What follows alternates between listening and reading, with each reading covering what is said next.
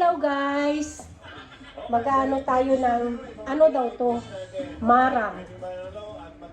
They called marang in Philippines. I don't know how to eat this one. Oh, para siyang langka. Bibiyakin natin guys ha. Para makita natin kung anong klase. Hinog na siya. Ang lambot.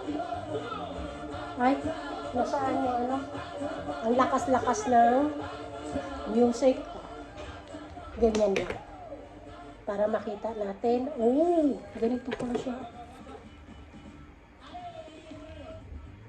Ah.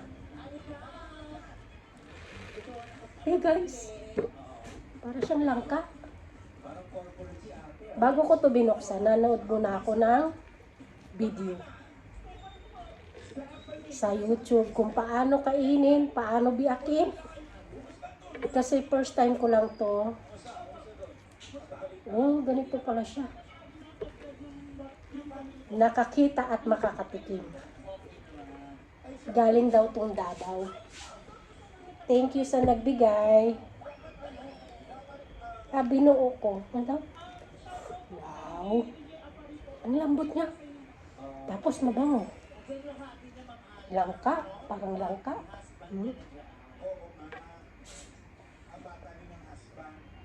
Para siyang, bismillah.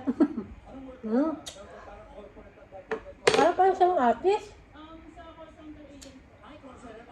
Tapos yung buto, tinatapon. Anuhin ko na nga lang. Hindi makuha. Kailangan tinidor. Sarap. Masarap pala. Ay, thank you. First time nakakain ito.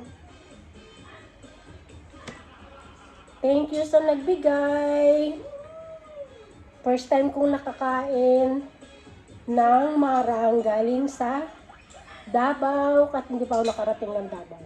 Sarap. Para siyang atis na ang buto niya parang langka, kaliliit. Para siyang langka, pero ang buto niya maliliit. Atis.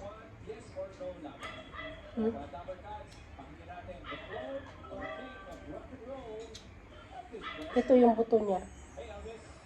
Para siyang, ano nga to? Langka. Masarap. Sarap pala nito.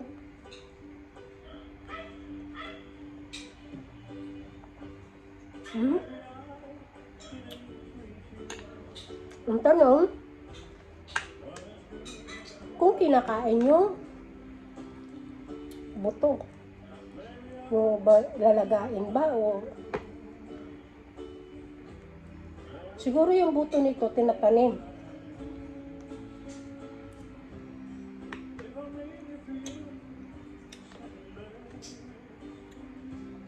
Anuhin ko nga. Gusto ko pang matikman yung durian. Di pa ako nakakain ng durian.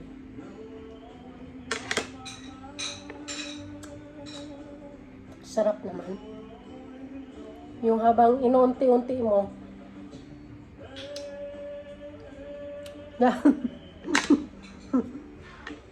lalo ka natatakam. Sarap. Hindi siya matamis masyado, hindi rin siya matabang. Yung tama lang siya.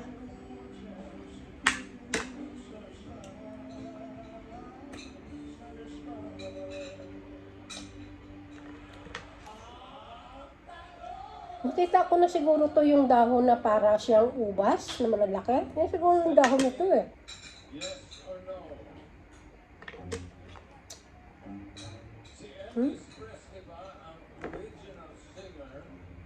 Yung parang sarap naman. Ulitin ko, thank you sa nagbigay. Dinamihan ko na.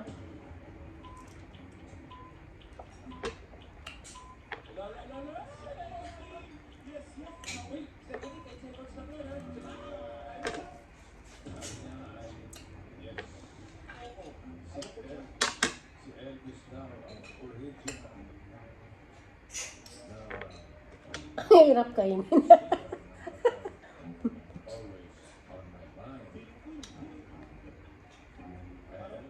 Hmm?